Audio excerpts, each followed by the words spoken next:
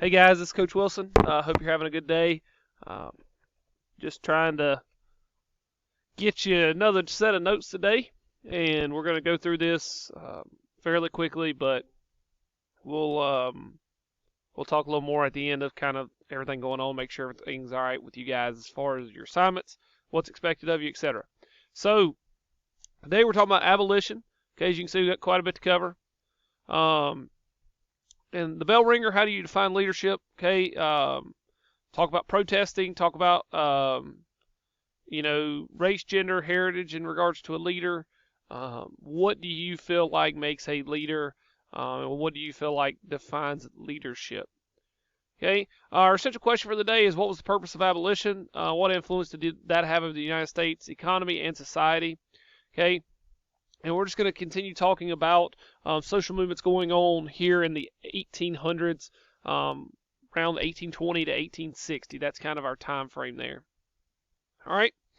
Now, the time before the Civil War, when we talk 1820 to 1860, is called the antebellum period. That is just life before the Civil War. By 1804, slavery was almost completely abolished in the North and Northwest territories.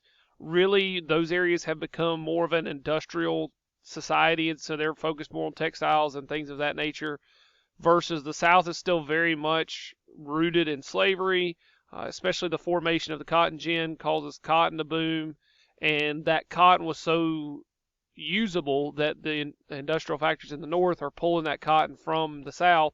So the North doesn't have slaves, but they're still benefiting from slavery, if that makes sense. However, as a result of slavery not being very or predominantly gone in the North, abolitionists started to form, and those were just people who wanted to abolish slavery, all right? And abolish means to destroy or get rid of. So if I wanted to get rid of slavery, I would be an abolitionist, okay? That is how we characterize those people. Now, in regards to abolition, it seems like to us a very simple term and seems like, oh, of course, we would have been abolitionists, etc. Not necessarily. You have to think of this in terms of an economic decision, not just a social decision.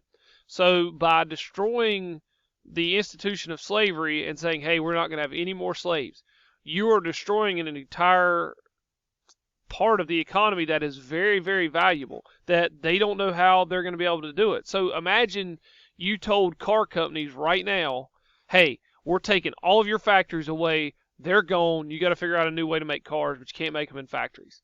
That's essentially what you're saying to farmers who rely on their slave or slaves to produce for manufacturers to take the product of whatever they're using. Now, the idea of gradual emancipation was introduced, and that's kind of in response to that. This idea that over time you will start to release the slaves, so it wouldn't be all at once that you took that huge economic hit. It would give you time to kind of figure out exactly how you were going to do it, but that was still not well liked. Slavery in the United States was obviously still very hotly contested. Some owners thought that they could make slaves Christians. And honestly, guys, that's kind of the thing that a lot of people don't understand is that many of these slave owners saw these slaves as part of their family. And some slaves were not treated poorly like others. There were definitely a large amount that were treated poorly. I'm not saying that. But there were some slaves who were, like their masters thought they were benefiting that slave because they saw it as they could be in Africa where they wouldn't have as many of the amenities or things that they have in this country. They are given food, they're given religion, and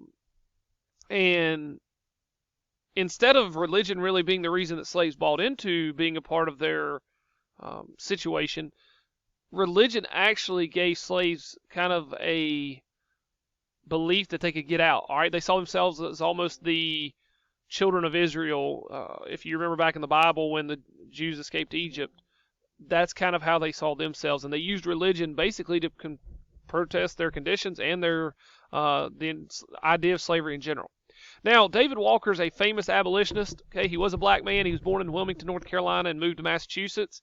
He was anti-slave, very active. He also published a little pamphlet called The Appeal to the Colored Citizens of the World, which called for black unity and self-help and a fighting against oppression and injustice to revolt against their masters. Here's the problem. A African American man in 1835, somewhere in there, okay, Anyways, in the 1800s, an African-American male writing an appeal to the colored citizens of the world, writing that pamphlet is as radical as you could get in that time period. That is the equivalent of, in the eyes of Americans today, that would be the equivalent of almost like a terrorist writing an appeal to the terrorist of the world and then publishing it in America. It's not quite the same, and it's a little bit different, but in regards to how people in the South feel about it, it's very similar to the sentiment you would get across America today. That's how South viewed this. Because it was basically urging slaves to revolt against their masters and kill their masters. And that in itself is a very, very bad thing if you're a Southerner, because you're like, hey, I don't need my slaves, revolting against me. I need them to be profitable. So from an economic side, it's bad. And also it's bad from a fact that many of these plantation owners saw these slaves as property, and that was a lost investment. Now, Walker's pamphlet, because it was so radical, he was urged to leave Boston after smuggling copies into the South. He dies soon after this, and they don't know whether it was tuberculosis. They don't know whether he was poisoned. They actually think he may have been poisoned with tuberculosis, that somebody had basically taken and planted the disease in something he drank or something he ate. But regardless, he did die of tuberculosis. Now, we're not going to have time to watch this video, and my internet's struggling a little bit anyways, but when you go through the Prezi, make sure you watch that. That's just to kind of show you how slaves went through and kind of got religious. It's from 12 Years a Slave. Very good movie if you've never seen it. But anyways, William Lloyd Garrison was the writer of The Liberator. He was another abolitionist. He was a white man. His newspaper called for the immediate end of slavery, and it started publishing somewhere around 1831. It was similar to Freedom's Journal, which was the first newspaper owned and operated by African Americans. However, this one was operated by a white man. That is important, guys. It's no different than when women were fighting for the right to vote in the 1920s, and they're fighting for the right to vote in this time, which we're going to talk about tomorrow. Well, it's no different than women were fighting that they needed a male figure in order to validate their argument that, hey, it's not just the women calling for this, the men are calling for it too. It's kind of the same thing. It's not just African American slaves or African Americans calling for this, it's all Americans. Okay, it doesn't matter what race you are. Now, Frederick Douglass, he was a former slave. He was African American. He was not militant, which means that he was not, he did not believe in using violence or force. However, he believed that you needed to use politics to gain rights.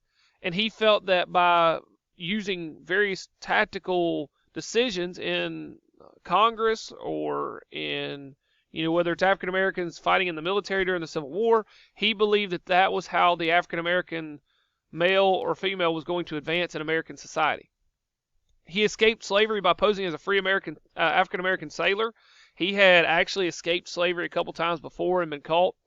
Made speeches in the North to promote abolishing slavery. So he's a very active African-American advocate for abolition. And he is one of the most prominent figures that we talk about in American history. Here's a copy of The Liberator. Okay. And here's a copy of the North Star, okay? And that's got a picture of Frederick Douglass, so you can see William Lloyd Garrison's paper back up here, okay? And then you can see Frederick Douglass's paper right here. Just to give you an idea of kind of what they looked like. That was in one from 1848. But I always think it's neat to see old newspapers and kind of read what was going on. If you get a chance, watch this. This is not 12 Years a Slave. That is, what's his name? He was the voice of Star Wars, Darth Vader. I can't think of it right now. Let's see. James Earl Jones. There we go. I knew I'd remember it.